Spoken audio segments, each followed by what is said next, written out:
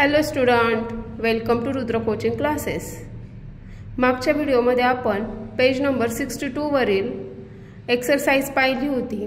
त्या एक्सरसाइजमध्ये question number 1 convert हा पूर्ण सॉल्व केला आहे।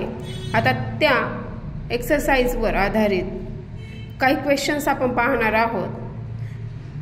असं लक्षात आलं की मुलांना जे हाफ मीटर किंवा हाफ सेंटीमीटरचं कन्व्हर्ट करताना प्रॉब्लेम येत आहे, म्हणजे त्यांना समजत नाहीये। ह्याच्यासाठी हा मी व्हिडिओ बनवला आहे। चला तर मग सुरू करूया। इथं 1 आहे convert. Question number 1 7.5 metre into centimetre. 7.5 मीटरचे काय करायचे आहेत आपल्याला? सेंटीमीटर करायचे। आता बघा 1 metre is equal to 100 centimetre. 1 metre बरोबर 100 सेंटीमीटर। तर हाफ मीटर बरोबर किती असणार? 50 सेंटीमीटर। 1 मीटर बरोबर 100 सेंटीमीटर, तर हाफ मीटर बरोबर किती? 50 centimetre. Therefore 7.5 metre is equal to, ह्या 7 ला काय करायचे आपल्याला? ह्या 100 सेंटीमीटरने मल्टिप्लाय करायचे, प्लस हाफ मीटर। आता हाफ मीटरचे आपण इथं किती कन्वर्ट केलेत? 50 सेंटीमीटर। म्हणजे 7 इंटू 100 किती झाले? 700 सेंटीमीटर प्लस 50 सेंटीमीटर, म्हणजे 700 सेंटीमीटर प्लस 50 सेंटीमीटर किती झाले?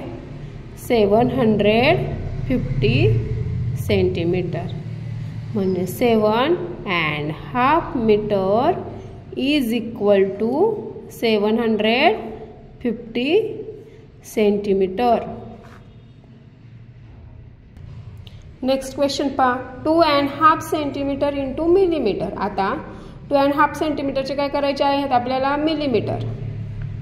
पहा 1 सेंटीमीटर बरोबर किती मिलीमीटर? 10 मिलीमीटर। मग 1 सेंटीमीटर बरोबर 10 मिलीमीटर असतील, तर हे हाफ सेंटीमीटर बरोबर किती असणार? 5 millimetre.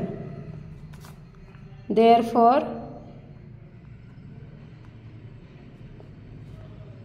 2.5 centimetre is equal to, ह्या 2 ला काय करायचं आपल्याला? 10 ने मल्टिप्लाय करायचं।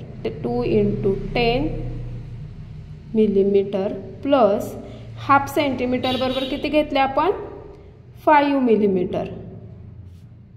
2 10 20 millimetre plus 5 millimetre is equal to 25 millimetre. म्हणजे 2.5 सेंटीमीटर बरोबर किती झाले? 25 मिलीमीटर। क्वेश्चन नंबर 3 पहा 3.5 किलोमीटर इंटू मीटर। म्हणजे 3.5 किलोमीटरचे आपल्याला मीटरमध्ये कन्वर्ट करायचे। आता 1 किलोमीटर इज इक्वल टू किती? 1000 मीटर। मग हाफ किलोमीटर बरोबर किती असणार? 500 मीटर। देअरफॉर